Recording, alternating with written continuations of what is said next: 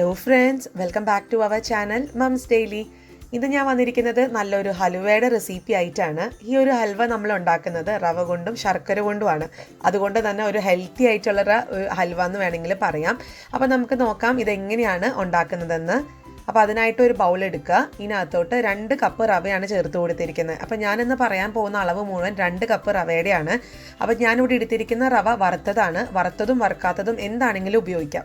ഇനി 2 കപ്പ് റവയ്ക്ക് നമുക്ക് അതേ കപ്പിൽ തന്നെ അളവിൽ 7 കപ്പ് വെള്ളം ചേർത്ത് കൊടുക്കണം.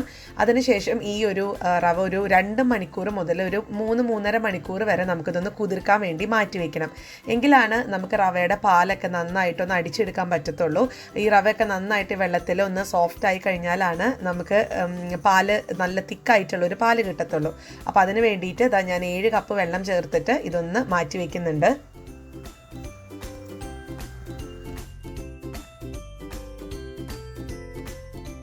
ഇപ്പോൾ ഇവിടെ ഒരു 3 മണിക്കൂർ കഴിഞ്ഞിട്ടുണ്ട് കേട്ടോ. ഞാനപ്പോൾ കറക്റ്റ് 3 മണിക്കൂറായിപ്പോൾ ഒന്ന് എടുത്തായിരുന്നു.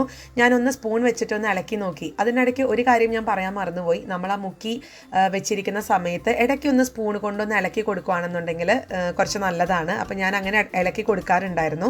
അപ്പോൾ അങ്ങനെ നമ്മുടെ എന്താ പറയുക, റവയുടെ പാലെടുക്കാൻ വേണ്ടിയിട്ട് കൈയൊക്കെ കഴുകി വൃത്തിയാക്കി ഈ ഒരു കണ്ടോ, ഈ നമ്മുടെ റവയൊക്കെ ഇത്രയും സോഫ്റ്റായിട്ട് വന്നിട്ടുണ്ട്. നല്ല എന്താ പറയുക, നന്നായിട്ട് സോഫ്റ്റായി വന്നിട്ടുണ്ട്. അപ്പോൾ അത് നമ്മുടെ കൈ വെച്ചിട്ടൊന്ന് ഞെരടി കൊടുക്കുക, അല്ലെങ്കിൽ എന്താ പറയുക തിരുമ്പി കൊടുക്കുക. എങ്കിലാണ് നമുക്ക് ആ ഒരു റവയുടെ നല്ല തിക്കായിട്ടുള്ള പാല് കിട്ടത്തുള്ളൂ.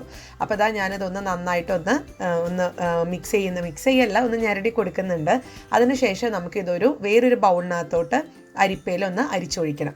അപ്പോൾ ഞാനൊന്ന് വേറൊരു ബൗൾ എടുത്തിട്ടുണ്ട്. ഇനി നമുക്കിതിനകത്തോട്ടൊന്ന് മാറ്റി ഒഴിക്കാം.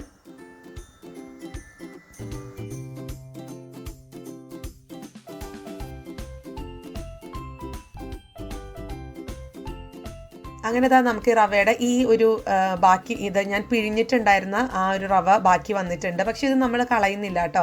ഇതിൽ നിന്ന് നമ്മൾ കുറച്ച് ഇതെല്ലാം മിക്സിയിൽ അടിച്ചെടുത്ത് അതിൻ്റെ പാലും കൂടെ നമ്മൾ എടുക്കുന്നുണ്ട്. അപ്പോൾ അതിനായിട്ട് മിക്സിയുടെ ഒരു ജാർ എടുക്കുക. അതിനകത്തോട്ട് നമ്മൾ എടുക്കുന്ന ഒത്തിരി നിറച്ചെടുക്കാതെ ഒത്തിരി ഇപ്പോൾ 2 കപ്പ് റവയ്ക്കൊക്കെ മിക്സിയുടെ വലിയ ജാറിൽ എല്ലാം കൂടെ കൊള്ളാൻ ഇച്ചിരി ബുദ്ധിമുട്ടാണ്. അപ്പോൾ അതുകൊണ്ട് ഞാൻ 2 ബാച്ചായിട്ടാണ് ഇതൊന്ന് അടിച്ചെടുക്കുന്നത്. അപ്പോൾ ഞാൻ റവയുടെ പകുതി ഇട്ടിട്ടുണ്ട്. അതിനുശേഷം ഇതിനകത്തോട്ട് ഒരു 1/4 കപ്പ് വെള്ളം, അത് നമ്മൾ എടുക്കുന്ന ക്വാണ്ടിറ്റി അനുസരിച്ച് എടുക്കുക. ഒത്തിരി വെള്ളം ഒഴിക്കേണ്ട കാര്യമില്ല. റവ ഒന്ന് അടിച്ച് വരാൻ വേണ്ടിയിട്ടുള്ള വെള്ളം ഒഴിക്കുക. അതിനുശേഷം ഇത് നല്ല പേസ്റ്റായിട്ട് അടിച്ചെടുത്തിട്ട് വരിക. ഇത്രയേ ഉള്ളൂ. ഇനി ഇത് നമ്മൾ നേരത്തെ ആദ്യത്തെ ഒരു പാല് എടുത്തിട്ടുള്ള അതേ പാത്രത്തിലോട്ട് അരിച്ചൊന്ന് ഒഴിക്കണം. അരിക്കാൻ മറക്കരുത്. അരിച്ചിട്ട് മാത്രമാണ് ഇതിനകത്ത് ഒഴിക്കാൻ പാടുള്ളൂ കേട്ടോ. അല്ലാന്നുണ്ടെങ്കിൽ തരികളാണ് കിട്ടുക. അപ്പോൾ ഞാനതൊന്ന് അരിച്ചെടുക്കുന്നുണ്ട്.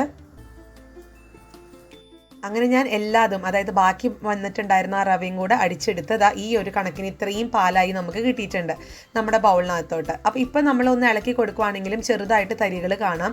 അത് റവ അങ്ങനെയാണ്, എത്ര നമ്മൾ അരിച്ചെന്നാലും ചെറിയ തരികൾ കാണും. അപ്പോൾ അതുകൊണ്ട് ഞാൻ ഇത് 2 വട്ടം കൂടെ വേറൊരു ബൗളിനകത്തോട്ട് ഒന്ന് മാറ്റി ഒന്ന് അരിച്ചെടുക്കുന്നുണ്ട്. അപ്പോഴും നമുക്ക് ഈ പറഞ്ഞ പോലെ അല്പം റവയുടെ ബാക്കിയൊക്കെ കിട്ടും കേട്ടോ. അപ്പോൾ അതൊന്ന് എത്രത്തോളം നമുക്ക് എടുക്കാൻ പറ്റുന്നോ അത്രയും റവ ഞാനൊന്ന് അരിച്ചെടുക്കുന്നുണ്ട്. അപ്പോൾ 2-3 തവണ നമ്മുടെ ആ ഒരു സമയത്തിനനുസരിച്ച് നമുക്കിതൊന്ന് അരിച്ചെടുക്കാം.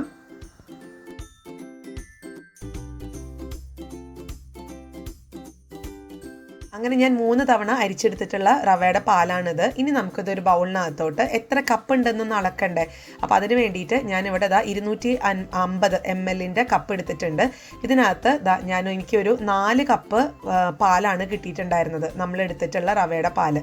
അപ്പോൾ ഞാനൊന്ന് അളന്നൊഴിക്കുന്നുണ്ട്.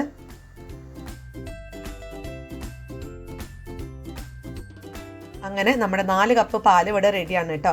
ഇനി നമുക്കിതിന് വേണ്ടിയിട്ടുള്ള ഒരു ശർക്കരപ്പാനി തയ്യാറാക്കണം. നമുക്കിത് പഞ്ചസാര വെച്ചിട്ടും ചെയ്യാവുന്നതാണ്, പക്ഷെ ശർക്കരപ്പാനിയാണ് കുറച്ചും കൂടെ നല്ലത്. ഞാൻ ഇനി ഇതിനകത്തോട്ട് നമുക്ക് 250 ml കപ്പിൽ 1.5 കപ്പ് ശർക്കര ഞാൻ ചേർത്ത് കൊടുത്തിട്ടുണ്ട്. എപ്പോഴും ഇതുപോലത്തെ റെസിപ്പിക്കൊക്കെ എടുക്കുമ്പോൾ ശർക്കര ഇച്ചിരി കറുത്ത ശർക്കര ഉണ്ടല്ലോ, അത് എടുക്കാൻ നോക്കുക. ഇപ്പോൾ എനിക്കിവിടെ അങ്ങനെ കറുത്ത ശർക്കര കിട്ടിയിട്ടില്ല. കറുത്ത ശർക്കര കിട്ടുവാണെന്നുണ്ടെങ്കിൽ നമ്മുടെ ഈ ഒരു ഹലുവ നല്ല കറുത്ത കളറിലിരിക്കും. അപ്പോൾ ഇനി 2 കപ്പ് 1.5 കപ്പ് ശർക്കരയ്ക്ക് ഞാൻ 2 കപ്പ് വെള്ളം അതേ കപ്പിൽ തന്നെ ഒഴിച്ചിട്ടുണ്ട്. ഇനി നമുക്ക് ഈ ശർക്കര ഒന്ന് ഉരുകുന്നത് വരെ നന്നായിട്ടൊന്ന് ഇളക്കി കൊടുക്കാം.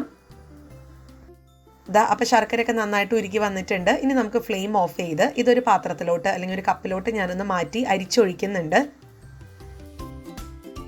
അങ്ങനെ നമ്മുടെ ശർക്കരപ്പാനി ഇവിടെ റെഡിയാണ്. അപ്പോൾ അത് മാറ്റി വയ്ക്കാം. ഇനി നമുക്ക് ഹലുവ ഒന്ന് ഉണ്ടാക്കാം. അതിനായിട്ടൊരു പാത്രം അടുപ്പത്ത് വയ്ക്കുക. ഇതിനകത്തോട്ട് പാത്രം ഒന്ന് ചെറുതായിട്ട് ചൂടാവാൻ തുടങ്ങുന്ന സമയത്ത് തന്നെ നമ്മൾ എടുത്തു വെച്ചിരിക്കുന്ന പാല് 4 കപ്പ് വരുന്ന പാൽ ഒഴിച്ചു കൊടുക്കുക. ഇനിയിപ്പോൾ കാരണം എന്താണെന്ന് വെച്ച് കഴിഞ്ഞാൽ ചെറുതായിട്ടെങ്കിലും ചൂടുണ്ടെന്നുണ്ടെങ്കിൽ ഈ റവ പെട്ടെന്ന് തന്നെ കുറുകാൻ തുടങ്ങും. അപ്പോൾ അത് പ്രത്യേകം ശ്രദ്ധിക്കണം. ഒന്നില്ലെങ്കിൽ നമ്മൾ പാത്രം ചൂടാക്കാതെ തന്നെ നേരിട്ടിട്ട് തന്നെ ഈ പാൽ ഒഴിച്ചിട്ട് അതിനുശേഷം നമുക്ക് ഫ്ലെയിം ഓൺ ചെയ്യാം. ഞാനിപ്പോൾ പെട്ടെന്ന് തന്നെ ജസ്റ്റ് ഒന്ന് ഓണാക്കി ഉടനെ തന്നെയാണ് ആ പാൽ ഒഴിച്ചിട്ടുണ്ടായിരുന്നത്. ഇനി നമുക്കിത് കൈവിടാതെ ഇളക്കിക്കൊണ്ടേ ഇരിക്കുക. ഒരു 5 മിനിറ്റിനകത്ത് ഈ ഒരു പാലൊക്കെ ഈ റവയുടെ പാല് ഒന്ന് കുറുകി വരാൻ തുടങ്ങും. ആ ഒരു സമയത്ത് നമുക്ക് ബാക്കിയുള്ള കാര്യങ്ങൾ ചെയ്യാം. അപ്പോൾ ഇതാ പാലൊക്കെ നിങ്ങൾക്ക് കാണാൻ പറ്റും. നേരത്തെ ഒഴിച്ചതിനേക്കാളും അല്പം കണ്ട കുറുക്ക് പോലെയൊക്കെ ഇങ്ങനെ കുറുകി വന്നിട്ടുണ്ട്. ഇനി ഇതിനകത്തോട്ട് നമുക്ക് നെയ്യാണ് ചേർത്ത് കൊടുക്കേണ്ടത്. നെയ്ക്ക് പകരം നിങ്ങൾക്ക് വെളിച്ചെണ്ണ ചേർത്ത് കൊടുക്കാം. പക്ഷേ ഹൽവ എന്ന് പറയുമ്പോൾ എപ്പോഴും നെയ്യ് തന്നെയാണ് അതിൻ്റെ സ്വാദെന്ന് പറയുന്നത്. അപ്പം ഞാൻ ആദ്യം ഇവിടെ 1 ടേബിൾ സ്പൂൺ നെയ്യ് ചേർത്ത് കൊടുക്കുന്നുണ്ട്. ഞാൻ ഇതിനകത്ത് മാക്സിമം നെയ്യ് കുറച്ച് ഉപയോഗിക്കാനാണ് നോക്കിയിട്ടുള്ളത്. നിങ്ങൾക്ക് കൂടുതൽ നെയ്യ് ചേർക്കണം എന്നുണ്ടെങ്കിൽ 4, 5, 6 ടേബിൾ സ്പൂൺ വരെ നെയ്യ് ചേർത്ത് കൊടുക്കാം. പക്ഷേ ഞാനിവിടെ ഒരു 2.5 ടേബിൾ സ്പൂൺ നെയ്യ് വെച്ചിട്ടാണ് ഉണ്ടാക്കാൻ ശ്രമിച്ചിട്ടുള്ളത്. പിന്നെ ഉണ്ടാക്കുന്ന സമയത്ത് ഈ നോൺ സ്റ്റിക്കിൻ്റെ ഫ്രൈ പാനോ അല്ലെങ്കിൽ പാനൊക്കെ എടുത്തു കഴിഞ്ഞാൽ പെട്ടെന്ന് നമുക്ക് കുറച്ച് എണ്ണയുടെ ഉപയോഗമൊക്കെ കുറച്ച് അല്ലെങ്കിൽ നെയ്യുടെ ഉപയോഗം കുറച്ചെടുക്കാൻ പറ്റും. അപ്പോൾ ഇതൊക്കെ നന്നായിട്ട് മിക്സായി വന്നിട്ടുണ്ട്. ഇനി നല്ലൊരു തിളക്കൊക്കെ വരാൻ തുടങ്ങിയിട്ടുണ്ട് നമ്മുടെ ഈ റവയുടെ മിക്സിന്. ഈ ഒരു സമയത്ത് നമ്മൾ എടുത്തു വെച്ചിരിക്കുന്ന ശർക്കരപ്പാനി അതെല്ലാം കൂടെ ഒഴിക്കേണ്ട കാര്യമില്ല. നമുക്ക് മധുരത്തിനനുസരിച്ച് ചേർത്ത് കൊടുക്കാം.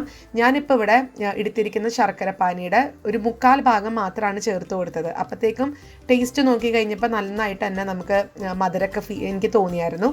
അപ്പോൾ ബാക്കിയുള്ള ശർക്കരപ്പാനി ഞാൻ എടുത്തു വയ്ക്കുകയാണ് ചെയ്തത് വേറൊരു പലഹാരം ഉണ്ടാക്കാനായിട്ട്. അപ്പോൾ അതും ഉടനെ ഞാൻ ഇടാട്ടോ അതിൻ്റെ റെസിപ്പി. അപ്പം മധുരമൊക്കെ അതുകൊണ്ട് എല്ലാം കൂടെ ഒരുമിച്ച് ഒഴിക്കാതെ ആവശ്യത്തിന് ഒഴിക്കുക. ഇനി നമുക്കിത് കൈവിടാതെ തന്നെ ഇളക്കി കൊടുക്കണം. മധുരം അല്പം കുറവാണെന്ന് തോന്നി. അപ്പോൾ അതുകൊണ്ട് ഞാൻ അല്പം കൂടെ ശർക്കരപ്പാനി ഒഴിച്ചു കൊടുത്ത് ഒന്ന് മിക്സ് ചെയ്യുന്നുണ്ട്. അടുത്തത് ഇതിനകത്തോട്ട് നമുക്ക് ഏലക്കയുടെ പൊടിയോ അല്ലെങ്കിൽ ഞാൻ ഏലക്കയുടെ കുരു അങ്ങനെ തന്നെ ഒരു 2 എണ്ണത്തിൻ്റെ ഇട്ട് കൊടുക്കുന്നുണ്ട്. അതൊക്കെ നമ്മുടെ ഇഷ്ടമാണ്. പൊടിയായിട്ടോ കുരുവായിട്ടോ ഒക്കെ ചേർത്ത് കൊടുക്കുന്നത്. ശരിക്കും പൊടിയാണ് ചേർത്ത് കൊടുക്കേണ്ടത്. പക്ഷേ എൻ്റെ കയ്യിൽ പൊടി ഇല്ലായിരുന്നു. പിന്നെ അത് പൊടിക്കാനുള്ള ഒരു മടി കൊണ്ട് ഞാനത് അങ്ങനെ ഇട്ടു എന്ന് മാത്രമേ ഉള്ളൂ. ഇനി നമുക്ക് ഈ ഒരു ഹൽവ നന്നായിട്ട് കുറുകി പാത്രത്തിൽ നിന്നൊക്കെ വിട്ട് വരുന്ന ഒരു സ്റ്റേജ് ഉണ്ട്. അത് ഞാൻ കാണിക്കാം അത് അവസാനം എങ്ങനെയാണ് വരുന്നതെന്നുള്ളത്. ഇതിങ്ങനെ കുറുകി വരും. ഒരു 20-25 മിനിറ്റ് എങ്കിലും സമയം എടുക്കും കേട്ടോ മീഡിയം ഫ്ലെയിം. ഇതൊക്കെ ഞാൻ ചെയ്യുന്നത് മീഡിയം ഫ്ലെയിമിലാണ്.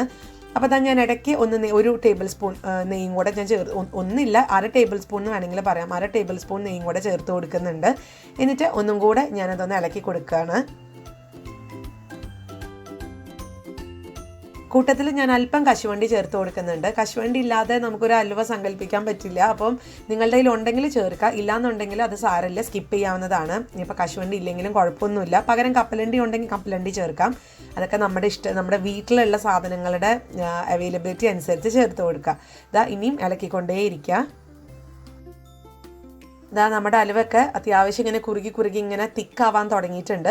അപ്പോൾ ഇതിവിടെ ഇങ്ങനെ ഇളക്കി കൊടുക്കാൻ മറക്കരുത്. അപ്പോൾ ഞാൻ ആ ഒരു സമയം ഇടയ്ക്ക് ഈ ഫ്ലെയിം ഒന്ന് ലോയിലോട്ട് മാറ്റി കഴിഞ്ഞ് ഞാൻ നമ്മുടെ പാത്രമൊക്കെ ഒന്ന് സെറ്റാക്കി വെക്കണം ഈ ഒരു ഹൽവ ആവുന്നതിന് മുൻപ്. അപ്പോൾ അതിനായിട്ട് നമുക്കിതൊന്ന് സെറ്റ് ചെയ്യാൻ നോക്കാം.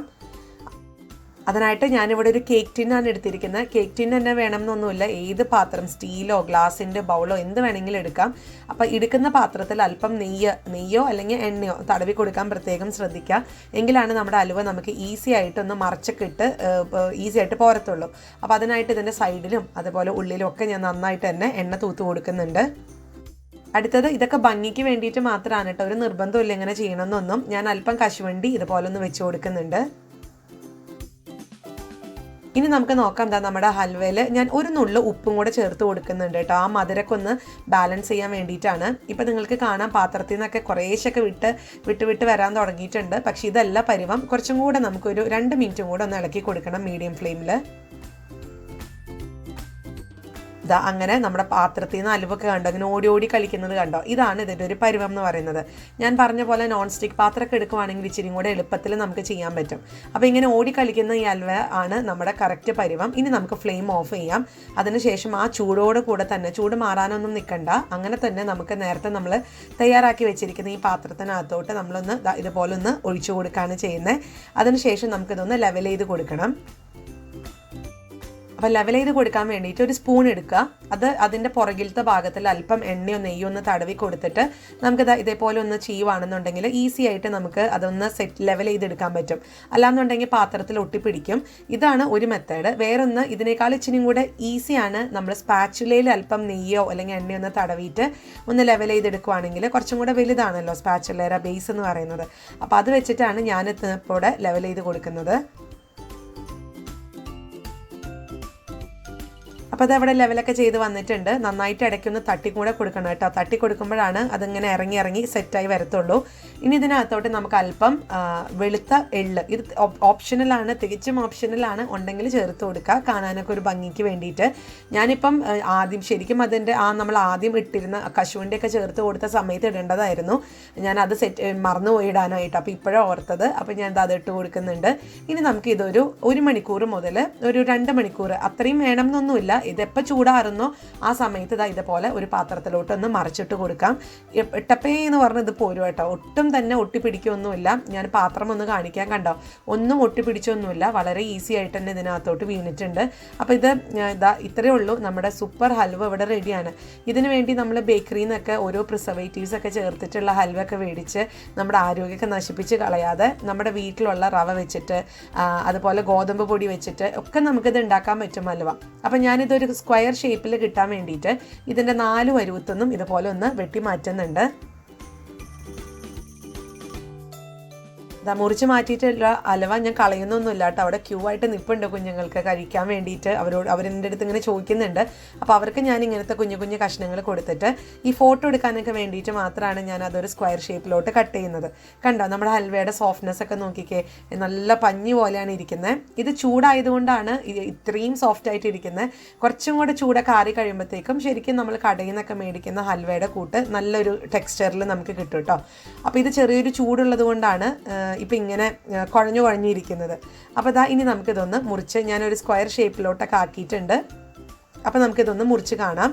അപ്പോൾ ഇത്രയേ ഉള്ളൂ. നല്ല കട്ടിയായിട്ടുള്ള, നല്ല സോഫ്റ്റ് ആയിട്ടുള്ള, അലിഞ്ഞു പോകുന്ന തരത്തിലുള്ള ഹൽവ റെഡിയാണ്. അപ്പോൾ എല്ലാവരും ട്രൈ ചെയ്ത് നോക്കുക. വീട്ടിലെപ്പോഴും ഉണ്ടാവുന്നതാണ്. ശർക്കര, പഞ്ചസാര ഒക്കെ വെച്ചിട്ട് നമുക്ക് ഉണ്ടാക്കിയെടുക്കാൻ പറ്റും. പക്ഷേ ഈ ശർക്കരയ്ക്ക് പകരം നമ്മൾ ശർക്കര ചേർത്ത ഒരു സമയത്ത് പകരം പഞ്ചസാര ചേർക്കുക. അത്രയേ ഉള്ളൂ. ഇനിയിപ്പോൾ ശർക്കര ഉപയോഗിക്കാൻ ഇഷ്ടമില്ലാത്തവർക്കാണെങ്കിൽ വേറെ വ്യത്യാസമൊന്നുമില്ല. ഞാൻ ഇതിൻ്റെ മുൻപും പഞ്ചസാര വെച്ചിട്ടുള്ള റെസിപ്പി ചെയ്തിട്ടുണ്ട്. അപ്പോൾ അതും ഒന്ന് പോയി കാണുക. അപ്പോൾ എല്ലാവർക്കും ഇഷ്ടപ്പെടും എന്ന് ഞാൻ വിചാരിക്കുന്നു. ഇഷ്ടപ്പെട്ടിട്ടുണ്ടെങ്കിൽ ലൈക്ക് ചെയ്യാനും ഷെയർ ചെയ്യാനും കമൻറ്റ് ചെയ്യാനൊന്നും മറക്കരുത്. അതുപോലെ തന്നെ നമ്മുടെ ഈ ചാനൽ ആദ്യമായിട്ടാണ് കാണുന്നതെങ്കിൽ സബ്സ്ക്രൈബ് ചെയ്യാനും മറക്കരുത്. അപ്പോൾ അടുത്തൊരു വീഡിയോ ആയിട്ട് നമുക്ക് ഉടനെ കാണാം. അൻറ്റിൽ ദെൻ ബൈ.